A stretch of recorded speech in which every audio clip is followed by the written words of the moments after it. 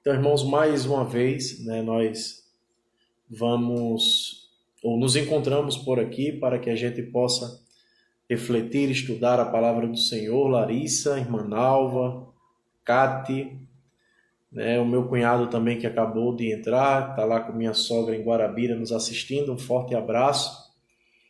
Lúcia Rodrigues, né, sejam todos bem-vindos. E minha proposta, né, para esta semana, já que um dia será comigo e outro dia será com o pastor Valone, seria da gente fazer um estudo, né? Ou é isso mesmo, Diego. A sala de aula hoje é improvisada, né? Tá aqui o quadro para a gente dar aula. Então hoje a gente vai tentar estudar um pouco, pensar de como é que a gente pode estudar a Bíblia, de que maneira, né, a Bíblia pode se tornar mais palatável, mais compreensível, mais entendível para a gente. Às vezes algumas pessoas começam a ler, mas elas vão sentindo dificuldade e essas dificuldades vão vencendo nelas. Então o meu objetivo é poder auxiliar vocês neste sentido.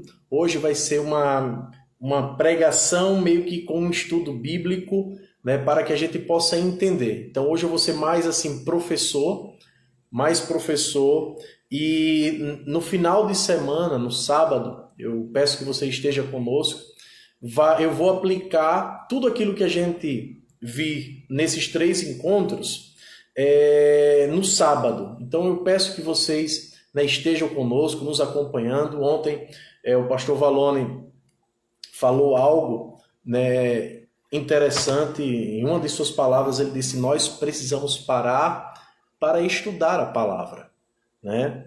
Eu, por exemplo, sou professor e passei pela universidade, e assim a gente estuda tanto, né, na universidade ler trocentas apostilas, vários livros, tem que fazer prova, o professor exige uma resposta grande. Às vezes uma resposta para uma questão envolve 3 páginas, né? Então, por que não a gente fazer isso também com a escritura? E meu objetivo hoje é poder ajudar você, de como você pode melhorar a sua leitura, né? A questão da leitura é só para pastor, é só para quem prega? Não, isso é um mito, isso é uma mentira. Então a gente não pode se dar por vencido nesse sentido para empurrar com a barriga uma responsabilidade na qual todos nós fomos chamados para ler e conhecer o Senhor através da Escritura. Então isso aqui é um ganho, né, nosso. Graças a Deus, pessoas traduziram a Escritura, pessoas trabalharam, deram de si, outras derramaram sangue para que hoje nós tivéssemos o texto, né, escrito em casa. Então, eu quero te encorajar na noite de hoje a você ler a palavra de Deus e optimizar essa leitura, né? Ganhar com isso proveito na sua leitura. Existe uma forma de ler a Bíblia e a gente precisa se apropriar desta forma, destes instrumentos, das ferramentas que Deus nos deu, né? Um pedreiro, por exemplo, ele vai fazer um serviço, ele não pode ir sem as suas ferramentas.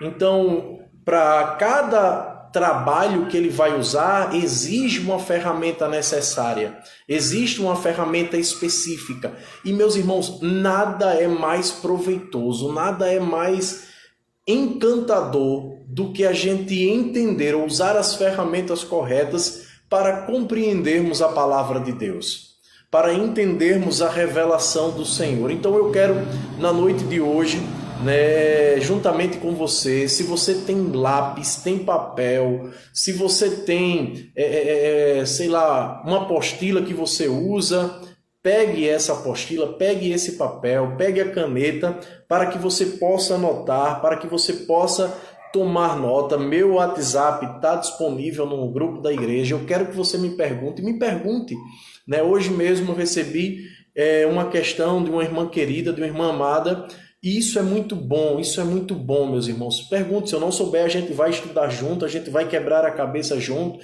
Pergunte, tem aí o pastor Valone também, questione-nos. Estamos aqui para servir, irmãos. E que assim a gente possa, né, encorajar uns aos outros e amar a palavra. Não só usar a palavra nos momentos de live, nos momentos de encontro aos domingos, enfim. De riscar mesmo, risque a sua Bíblia, pega a reguinha, passa lá, sublinha ela, deixa ela bem bonita, desenhada aí, pintada, melhor dizendo, para que a gente possa entendê-la, tá certo?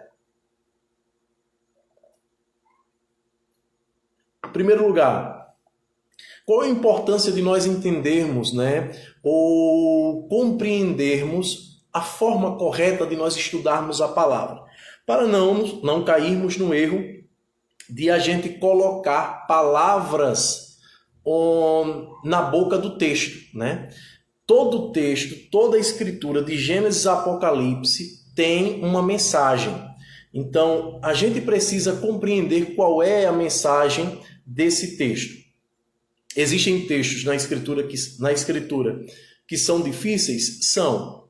Isso aí, sem sombra de dúvida, né? Até Pedro, falando sobre Paulo, né, lá na sua carta, vai dizer que Paulo escrevia coisas difíceis, né, de difícil compreensão. Então, não é nada novo essa questão da dificuldade que o texto nos apresenta. Não é nada novo. Só que existem ferramentas e nós precisamos nos apropriar. Por qual razão, Emanuel? Como eu já havia falado, para que nós não coloquemos na boca do texto algo que o texto não deseja dizer e a gente caia naquele velho erro de interpretar de maneira equivocada, né, o texto. Boa noite, irmão Valdeirante. Se eu estiver falando muito rápido, irmãos, coloquem aí, certo? Eu vou aliviando aqui o tom, que é para a gente ganhar tempo, né? O Instagram, ele é limitado. Vou dar um exemplo aqui para você. Se você está com a sua Bíblia, abra lá em Isaías, capítulo de número 41, verso de número 6. Verso de número 6.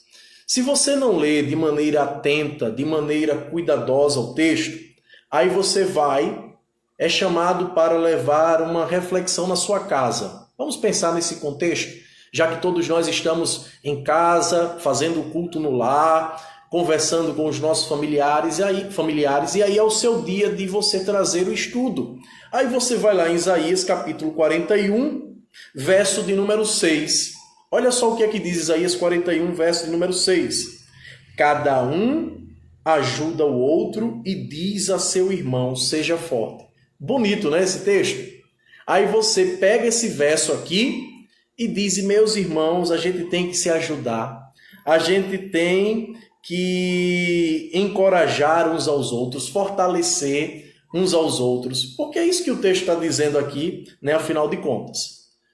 Só que se você parar e fizer uma leitura rápida nos versículos posteriores, você vai ver que esse texto aqui está falando sobre a confecção de ídolos, sobre a confecção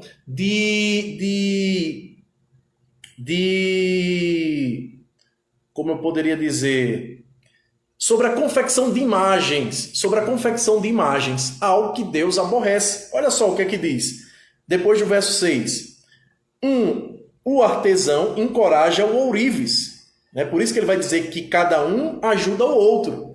Aí ele vai no verso 7, que o artesão encoraja o ourives. E aquele que alisa com o martelo incentiva o que bate na bigorna. Ele diz acerca da soldagem, está boa, e fixa o ídolo com prego para que não tombe. Então, o versículo 6 está falando sobre a confecção de imagens de um ídolo. E ele não pode ser usado, óbvio, para uma mensagem de encorajamento, porque o contexto não fala sobre isso. Então, guarde essa informação do contexto, porque o contexto ele vai nos dar uma compreensão ampla do que de fato está acontecendo naquela história. Qual é o primeiro passo, então, para que nós possamos compreender, você aí na sua casa, né, estudar, não sei se você prefere estudar pela manhã logo cedo, ler a Bíblia, se à tarde ou se à noite, enfim. Mas qual é o primeiro passo para que você possa compreender, né, o texto? É a observação. Então, aquele texto de Isaías 41, se nós observássemos ele direito, você chegaria à conclusão de que, eu não posso usar este verso aqui para falar sobre encorajamento, sobre ajuda, porque ele não está querendo dizer isso. Ele não trata disso. Então, guarda essa informação no teu coração. Então, o que é que a gente vai fazer hoje, né? E qual é o texto que nós iremos usar para que a gente possa se apropriar de algumas questões e podermos, né, compreender o texto da Escritura e aplicar também isso a outros livros da Bíblia. Eu tinha dito no início que existem alguns textos que são difíceis, né? Existem alguns textos que são difíceis. Isso aí, vocês não hão de discordar de mim. Mas nem todo texto que é difícil, ou nem todo texto que aparenta ser difícil, é, como eu poderia dizer, igualmente difícil, não é? Existem textos que são mais difíceis do que outros. Então a Bíblia, ela foi escrita para um povo. Ela foi escrita para um povo. Um povo... A história da Bíblia temos aí em torno de 1.700 anos, né, desde o início. E aí a gente vai agora perceber ou tentar compreender. Sim, quando eu falo sobre a história da Bíblia, a história dela composta, tá certo? A história dela composta, ela foi como eu poderia dizer, de Gênesis até fechar o cano, tá ok? Até fechar o cano. Então a gente vai usar alguns princípios a partir da carta de Coríntios. Então por isso que eu falei que hoje a nossa fala seria um estudo pregação. Estudo pregação. Porque à medida que a gente vai estudando aqui, eu vou chamando a atenção de algumas questões e que você possa aplicar também na sua vida, né? No seu dia a dia.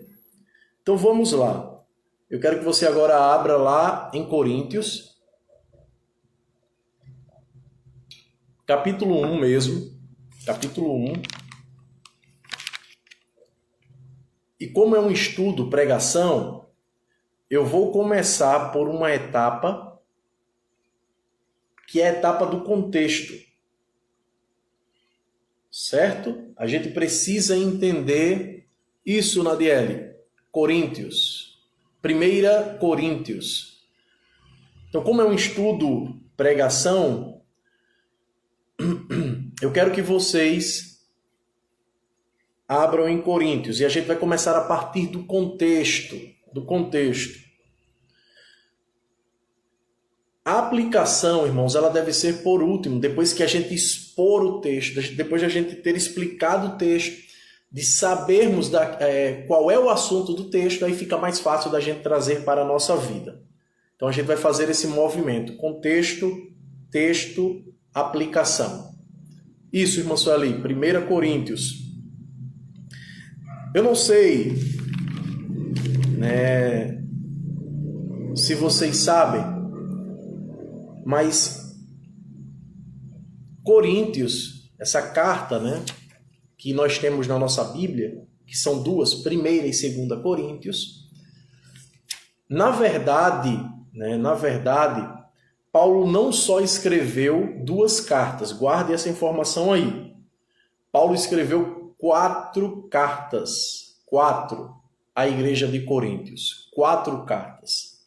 Como é que a gente sabe disso? A primeira carta que Paulo escreveu, ela se perdeu. Ninguém sabe qual foi o paradeiro que ela teve. E como é que a gente confere isso? Abra comigo, rapidinho, capítulo 5, verso de número 9.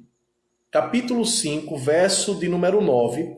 A gente vai tomar conhecimento, no capítulo 5, verso 9, de uma carta que Paulo havia escrito para esta igreja e que se perdeu. Ninguém sabe qual foi, né, o paradeiro dela. Vejam aí comigo o que é que diz. Capítulo 5, verso 9. Já lhes disse por carta que vocês não devem associar-se com pessoas imorais. Então aqui, embora a gente não tenha hoje, ou não saibamos qual foi o paradeiro, né, qual destino esta carta tomou, há apenas uma informação sobre ela, né, que Paulo diz aqui no verso de número 9, que esses irmãos não deveriam se associar com pessoas imorais, ou seja, que os cristãos não deveriam se relacionar com pessoas que têm, né, uma vida muito voltada para a questão da sexualidade explícita. Isso vou deixar bem claro, né, à medida que a gente for avançando na carta de Coríntios, que é algo que Paulo fala e que também tem a ver com um termo que era usado naquela época, que era o termo corintianizar. Corintianizar significa, para os cristãos daquela época, né, alguém ser chamado de coríntio, ou essa pessoa estava corintianizando, certo?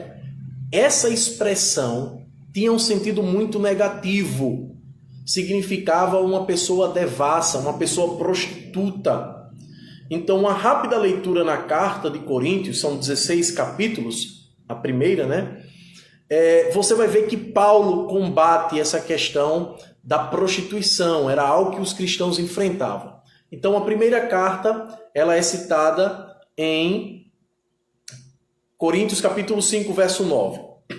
A segunda carta que Paulo escreve é para a gente a primeira Coríntios. Então, 1 Coríntios para a gente é a segunda carta escrita por Paulo. Esta a gente tem aqui na Escritura, tá certo? Essa ficou registrada. A terceira carta, irmãos, nós também não temos conhecimento dela. Ela é conhecida, né? Ela é chamada de a carta severa. Por que carta severa? Porque Paulo escreve pesando a tinta, chamando mesmo a atenção dos irmãos, exortando os irmãos. Por isso que é uma carta, né, para os estudiosos de carta severa. Carta severa. A gente pode conferir isso. Em 2 Coríntios, se você puder anotar aí, por favor, né, para que você possa estudar. E dúvidas, me pergunte o pastor Valone, pegue o nosso WhatsApp, nos aperreie no bom sentido da palavra. 2 Coríntios capítulo 2, verso 4 a 9 e 2 Coríntios capítulo 7, do verso 8 a 12. Paulo também vai mencionar uma carta, né, para estes irmãos, chamada de carta severa. Carta severa. E a quarta carta que Paulo escreve é a que a gente entende hoje por 2 Coríntios, também chamada de carta das lágrimas. Por que carta das lágrimas? Porque Paulo, né, escreve de fato com um coração pastoral. Porque a igreja de Coríntios foi fundada por ele, né? A gente vê isso lá em Atos, capítulo de número 18. Atos 18, você vai ter lá uma descrição de como foi que Paulo chegou lá, a igreja de Corinto, a cidade de Corinto, né? Passando por Atenas. E aí, depois que ele passou em Atenas, ele chega, né? Teve uma passagem frustrante na cidade de Atenas, onde ele discutiu com alguns filósofos, e aí ele vai para Corinto. À noite ele tem uma visão, o Senhor diz a ele que ele deve permanecer, ir para para Corinto, porque ali naquela cidade havia um povo escolhido pelo Senhor, que seria salvo pelo Senhor. Então ele decide, né, de acordo com esta visão que ele tem à noite, ir para a cidade de Corinto. Então percebam aí, né, são 4 cartas, apenas 2 que estão registradas. Paulo chega em Corinto, né, depois de uma ordem que é dada pelo Senhor. E quando ele chega em Corinto, ele é recebido por uma família, é um casal. Isso você pode conferir lá em Atos 18, certo? O pano de fundo de Coríntios é Atos 18. Atos 18, você pode anotar aí e entender como é que se deu essa chegada e como é que ele ficou, onde ele esteve, permaneceu, quem foi que abraçou ele, né? Então, quem recebeu ele foi um casal, Áquila, né, e Priscila. Então, se você abrir rapidinho aqui, ó, Atos, capítulo de número 18, verso de número 2.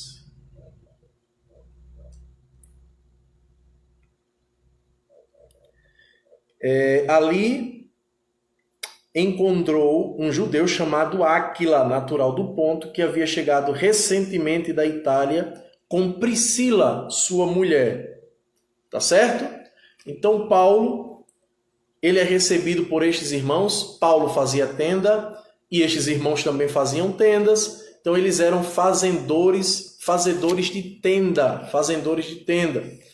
Então Paulo fica fazendo tenda e lá em Coríntio, né, até que vai chegar depois, lá em Atos 18 ainda está registrado isso, vai chegar Silas e Timóteo.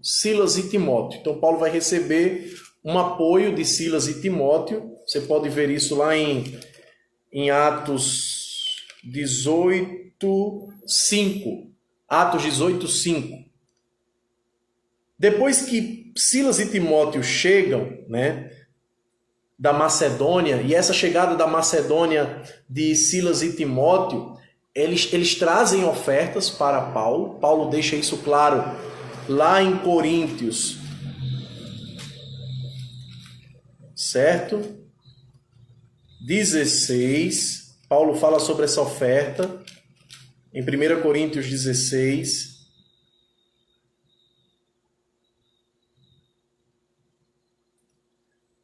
isso, 16. E aí eles trazem ofertas para Paulo. E isso, óbvio, facilita a vida de Paulo, porque Paulo vai deixar agora de fazer tendas e vai para se dedicar apenas ao ministério da palavra, né, à pregação, ao ensino da Escritura. Então, esse é o pano de fundo da carta de Paulo, né? Paulo escreve ali por volta do ano 55 depois de Cristo, essa é a data aceitável dos estudiosos. E possivelmente, Paulo, quando escreve Coríntios, ele está em Éfeso, porque depois de Coríntios, basta você seguir lá, depois do capítulo 18 de Atos, vai para o 19, você vai ver que Paulo vai para Éfeso, tá certo? Ok, então, quando a gente chega em Coríntios, agora a gente vai lá para o texto de Coríntios. Abram aí, capítulo 1, para que a gente possa se deter apenas a ele. Eu só vou estudar com vocês até o verso de número 8. Então a gente já viu o contexto. Paulo escreveu 4 cartas. Essa carta de Coríntios, ela é escrita mais ou menos no ano 55. Ele está em Éfeso, possivelmente, quando escreve, né, a carta. Ele chegou em Coríntios depois de uma passagem frustrante por Atenas, uma cidade grega. Coríntios, vale salientar também, irmãos, que Coríntios era colônia, né? Era a capital, Coríntios era a capital da cidade de Acaia, colônia, né? De Roma. Então havia na cidade de Corinto 2 portos, isso fazia com que ela tivesse uma grande movimentação, né? Era uma cidade cosmopolita, recebia muitas pessoas, e isso, né, fazia também com que esta cidade, o número de pessoas prostitutas aumentasse, né? Havia um centro de prostituição na cidade de Corinto, né? Cerca de 1.000 prostitutas cultuais que vendiam o seu corpo, né? E em forma de adoração a Deus Afrodite, a deusa da fertilidade. E isso chegou a afetar também no comportamento da igreja, né? Alguns cristãos que vão sofrer por conta dessa questão da prostituição, e é por isso que Paulo vai separar o capítulo de número 7 de 1 Coríntios para falar sobre o casamento, sobre o celibato, né? Então a gente precisa entender esses pormenores para ter em mente e aí ter uma compreensão de fato. Por que Paulo fala sobre o casamento lá em Coríntios 7? Por qual razão? O que é que está acontecendo? Então o que é que está acontecendo é justamente isso. Prostituição grande, muitos irmãos caindo na fé, muitos irmãos se separando, os jovens sofrendo pressão por conta do casamento, e aí eles precisavam dar essa satisfação, né?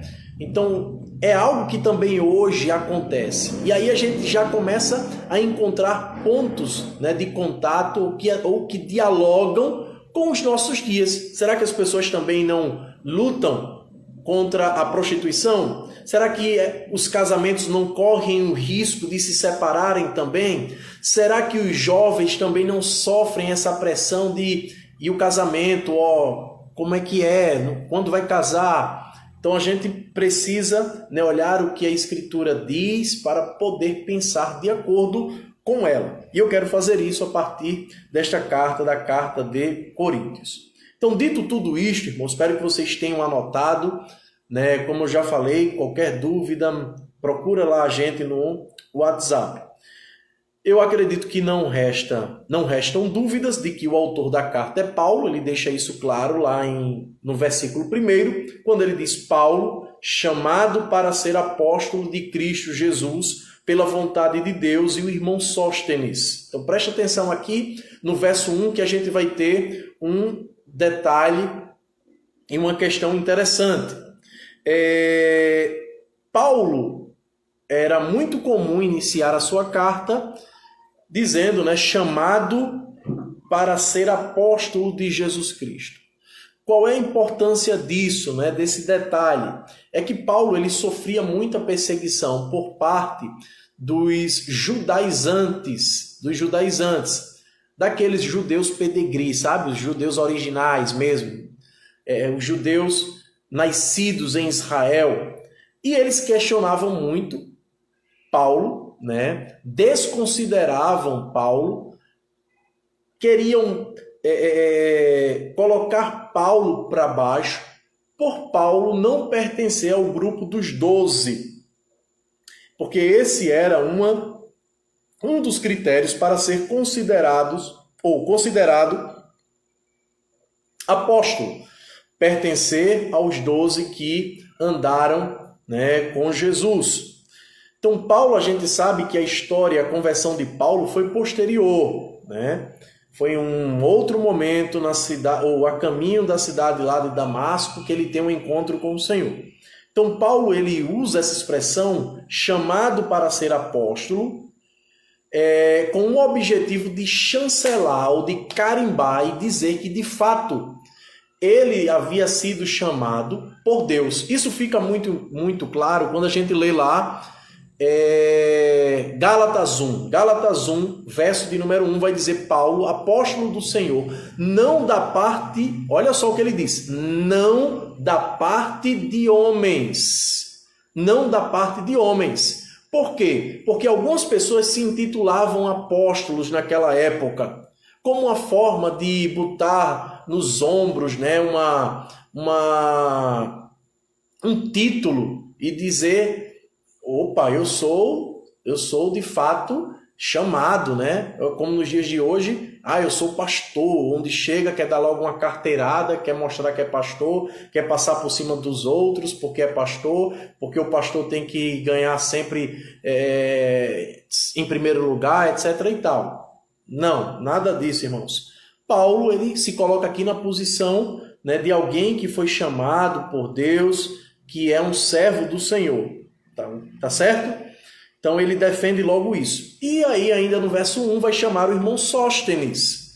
Quem é o irmão Sóstenes? Não é que Sóstenes escreveu a carta com Paulo, né?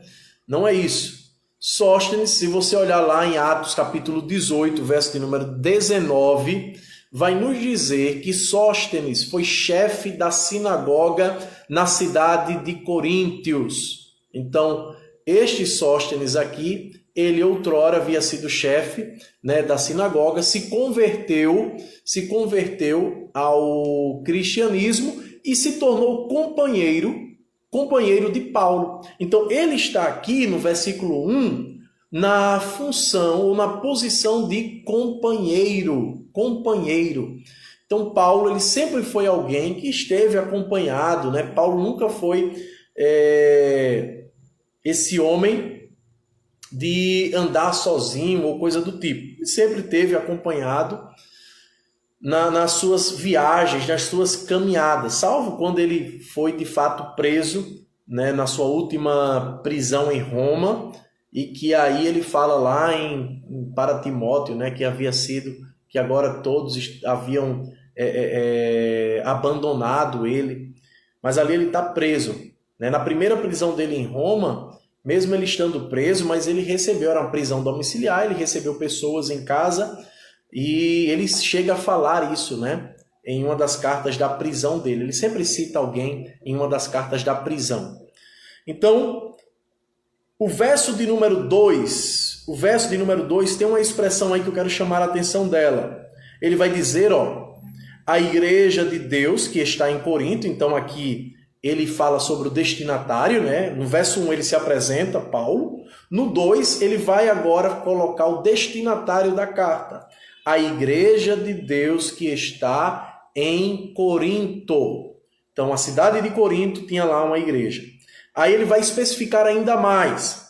Aos santificados em Cristo Jesus e chamados para serem santos. Então temos duas informações aí no verso de número 2, e eu quero que você sublinhe na sua Bíblia a expressão aos santificados em Cristo Jesus e chamados para serem santos. Por que eu quero que você sublinhe essas duas expressões? Separados, ou melhor, santificados por Deus. Santificados por Deus é a mesma coisa de separados por Deus. Então, a ideia aí de santificados em Cristo Jesus, não é que os irmãos agora são santos, não pecam, né? Agora está todo mundo certinho ali, 100%. Não é isso. Santificados por Deus, aos santificados em Cristo, tem o sentido de separados por Deus. Agora, olha que interessante, gente. Olha que interessante. Eles foram separados por Deus com qual objetivo? E isso é o que eu acho fantástico na Bíblia. Que quando a gente começa a observar, o próprio texto vai nos responder. E chamados para serem santos. Então, eles foram separados por Deus com um objetivo. Que objetivo é esse? Serem santos. Para terem uma vida santificada. Agora, observe ainda que essa santificação não é só minha, não é só responsabilidade minha. Não é só o pastor Emanuel, não é só o pastor Valone, não é só a irmã Sueli, não é só irmã Carla, irmã Rafaela, que são chamados de maneira específica. Mas ele diz, no coletivo, juntamente com todos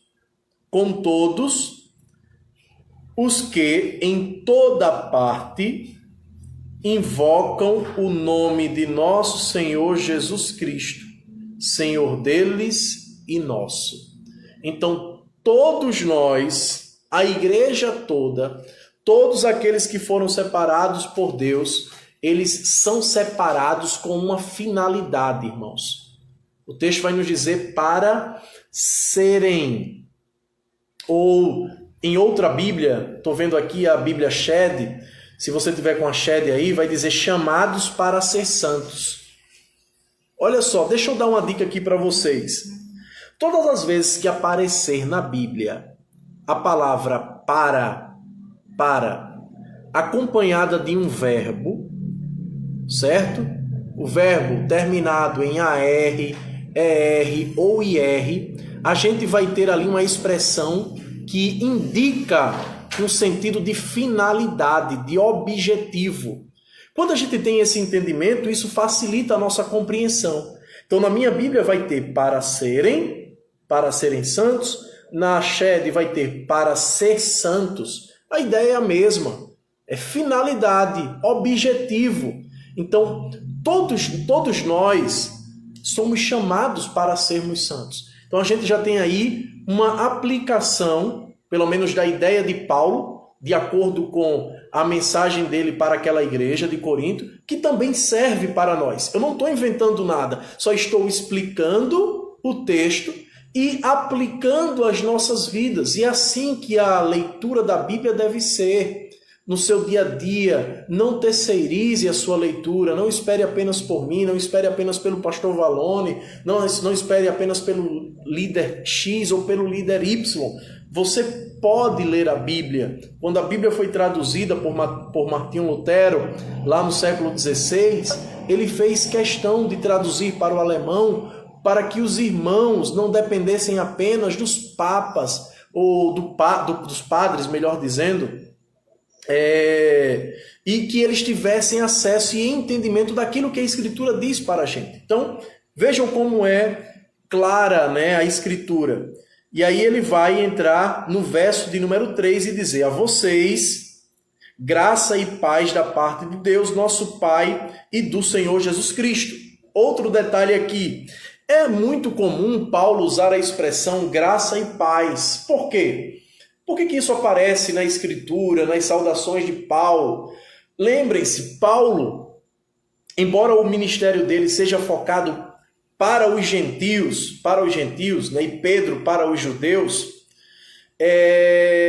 Paulo sempre lidou, ou sempre trabalhou, sempre escrevia para uma igreja misturada, para uma igreja onde tinha judeus e gentios. Quando eu falo gentil, eu me refiro àqueles cristãos que não são judeus de nascença e que se converteram ao cristianismo, tá certo? Isso é ser gentil. Então, essa expressão graça e paz, ela também tem um objetivo. Graça é uma saudação judaica, do shalom, né, de Deus.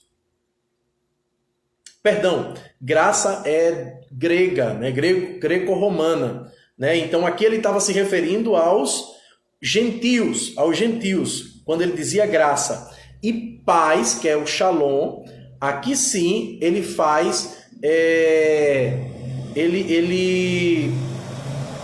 ele tem como objetivo alcançar o coração dos judeus, tá certo?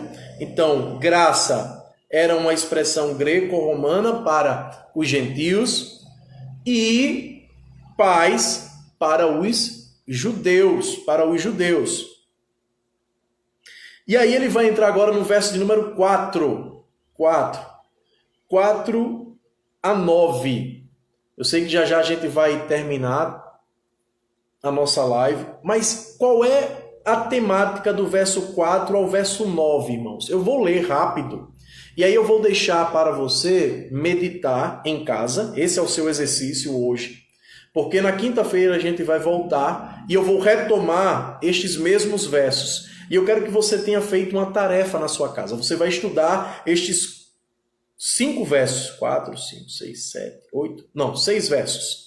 6 versos. Você vai estudar esses 6 versos e a gente vai conversar sobre esses 6 versos aqui na nossa live, tá certo? Eu espero contar com você. E outra coisa, eu vou fazer, eu quero aproveitar aqui, você que está me escutando, isso mesmo, irmã Rosana, graças, fazendo menção é uma expressão greco-romana, e aí ele se dirige aos gentios e paz, é o shalom, e aí ele está querendo alcançar os judeus. Eu quero te desafiar aqui porque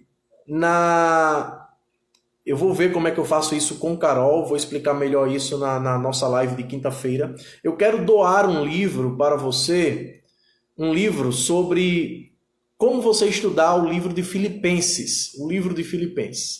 Então, não perca essa live na quinta-feira, para a gente conversar e dialogar sobre isso. Então vamos ler aqui rapidinho o verso 4 ao verso de número 9. Eu vou dizer a ideia central aqui para você poder estudar e compreender. Ele diz: sempre dou graças a meu Deus por vocês, por causa da graça que lhes foi dada por ele em Cristo Jesus. Pois nele vocês foram enriquecidos em tudo, isto é, em toda palavra e em todo conhecimento, porque o testemunho de Cristo foi confirmado entre vocês, de modo que não lhes falta nenhum dom espiritual, enquanto vocês esperam que o nosso Senhor Jesus Cristo seja revelado. Ele os manterá firmes até o fim, de modo que vocês serão irrepreensíveis no dia de nosso Senhor Jesus Cristo. Fiel é Deus, o qual os chamou à comunhão com seu Filho Jesus Cristo, nosso Senhor. Então, qual é a pergunta que a gente quer, que a gente levanta aqui para entendermos a ideia desse texto? Do que Paulo está tratando? Qual é a ideia central? Sobre o que Paulo alicerça a sua fala? Então, ele abre o verso 4 já nos colocando diante da ideia central. Qual é a ideia central? Sempre dou graças. Sempre dou graças. Então, o verso 4 até o verso 9, Paulo vai expressar a sua gratidão. Olha só, irmãos, que interessante. Aí você vai participar de um culto, né, de aniversário, na sua casa, enfim. E aí alguém pede para você levar uma palavra de gratidão. O que é que você vai fazer? Se lembra do texto de Coríntios. E aqui, do verso 4 até o verso 9, você lê e expressa: olha, irmãos, da mesma forma que Paulo aqui estava sendo grato a Deus pela vida daqueles irmãos, nós também devemos ser gratos pela vida, né, uns dos outros. E aí a gente começa a aplicar o texto, devemos ser gratos ao Senhor. E olha que Paulo, a gente vai ver isso mais na frente, Paulo está falando de uma igreja difícil. Pense numa igreja difícil, pense numa igreja bagunçada, pense numa igreja que parecia que não tinha tido líder. E olha que o líder dela, o pastor dessa igreja, foi Paulo. E aqui vem também uma outra aplicação, que mesmo a igreja sendo pastoreada por grandes líderes, por homens sábios, por homens tementes a Deus, isso não significa dizer que ela não possa ser uma igreja carnal. E a igreja de Coríntios está aqui para nos dizer isso. E Paulo, enquanto pastor, fundador desta igreja, vai combater esse comportamento equivocado, porque essa é a nossa função enquanto pastor, é ensinar a igreja, é instrumentalizar a igreja, é ferramentalizar a igreja do Senhor para que ela se torne cada vez mais autônoma. Quando eu digo autônoma, não é independente, que eu não preciso de um e de outro, não é isso. mas é que ela possa caminhar com as suas próprias pernas, que ela possa entender a Escritura, que ela possa aplicar a Escritura, que ela possa sentar na mesa e aí estudar, né, tirar dúvidas com um, com o outro, mas ter essa autonomia, né, de não mais olhar para a Escritura e dizer, meu Deus, o que é que esse texto está querendo dizer? Então, do verso 4 até o verso de número 9, Paulo expressa a sua gratidão. Tarefa de casa, meus irmãos, para você é pelo que, eu quero que você responda a essa pergunta, pelo que Paulo, né, agradece. Eu já dei uma pista aí a vocês, mas ele diz outra coisa aí, pela qual ele agradece ao Senhor. Então, pelo que Paulo agradece, né? E uma outra questão mesmo sendo, né, já colocando aí a evidência dessa gratidão, ele agradece a Deus por duas coisas, certo? Uma eu já falei, a outra vocês vão ter que me dizer. E aí ele vai explicar, depois ele vai explicar, eu quero que vocês também tomem nota disso aí no caderno de vocês, e o que ele explica a partir disso que ele agradece ao Senhor? Ele vai explicar o motivo, ele vai dizer isso. E a consequência, né? A consequência, vai ter também uma consequência. Paulo também vai nos colocar diante dessa consequência. E por que depois dessa consequência, por que isso é palpável ou é alcançável? Ele também vai nos dizer, porque vai ter uma promessa nesse texto que nós acabamos de ler aqui. Então, por que essa promessa ela pode ser palpável, ela pode ser alcançada? Paulo também vai nos responder. Então, essas perguntas que eu levantei é apenas para nortear a sua leitura. Eu espero que vocês tenham extraído algumas lições, e aí a gente vai, depois de compreender, depois de a gente quebrar o texto todo, a gente parte para a última etapa, que é a aplicação. Eu já fiz algumas aqui adiantando, mas depois a gente vai se aprofundar nisso, tá certo? Então não percam o nosso próximo encontro, será na quinta-feira. Verei uma forma de a gente interagir mais ainda aqui na live com vocês, e vamos também sortear este livro.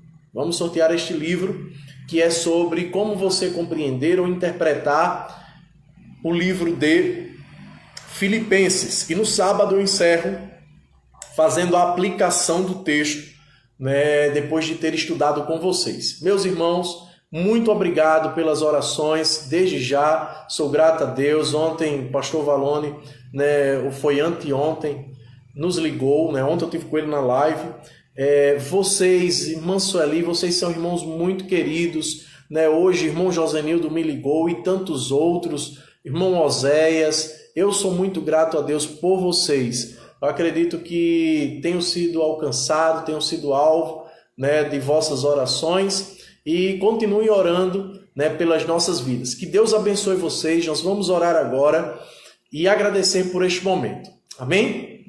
Querido Deus, nós queremos te agradecer, Pai, por esta palavra, pela carta aos Coríntios, porque através dela nós podemos aprender a não ser como esta igreja. Porque a aprendizagem não só se dá de maneira positiva, mas também a aprendizagem se dá por aspectos negativos que outros revelam, e aprendemos também com os erros dos outros. Nos ensina, enquanto igreja, que nós possamos amadurecer e que nós aprendamos contigo, Senhor, também a estudar a tua palavra, que tenhamos sede, Pai, que gastemos tempo, vontade e desejo, da mesma forma como nós sentimos a necessidade de beber água, de tomarmos café da manhã, de almoçar e de jantar. Põe essa necessidade no coração do crente, de abrir a palavra, de gastar tempo, ou melhor dizendo, de ganhar tempo estudando a Escritura e se alimentando por ela. E que tenhamos a humildade, Senhor, de reconhecer quando não entendemos e assim buscarmos ajuda, recorrermos às pessoas que o Senhor colocar na nossa frente, para que cresçamos juntos em sabedoria e em graça. Assim, Deus, eu te peço por cada irmão, nos fortalece em Cristo Jesus, para a glória do teu santo nome. Amém. Que Deus os abençoe e quinta-feira nos vemos. Forte abraço. Deus abençoe, Rafael. Um abraço.